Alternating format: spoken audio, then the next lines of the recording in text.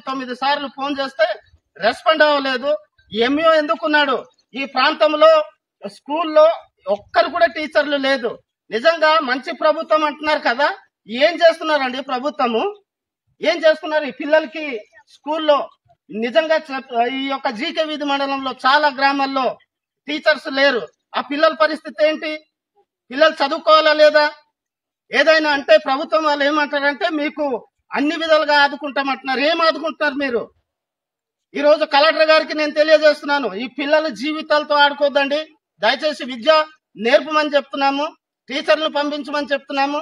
రేపు పొద్దున ఈ పిల్లలు చదువుకోకుండా ఈ ఏజెన్సీ గిరిజన పిల్లలు విద్యా బోధన లేకుండా ఒక రౌడీయో లేకపోతే ఒక స్మగ్లరో లేకపోతే ఒక నక్సలైట్ గా అయితే ఈ రోజు ఇక్కడ సంబంధించినటువంటి అధికారులు దానికి బాధ్యత వహించవలసి వస్తుంది. గనక దయచేసి తక్షణమే రేపు పొద్దున గాని టీచర్లు ఇక్కడికి రాకపోతే మేము రోడ్ ఎక్కవలసినటువంటి పరిస్థితి ఉంటది. ఈ ప్రాంతంలో ఎన్ని స్కూల్కి అయితే టీచర్లు లేదో అన్ని స్కూల్కి వెళ్ళి మేము తాళం వేస్తామని హెచ్చరిస్తున్నాను, గమనించగలరు.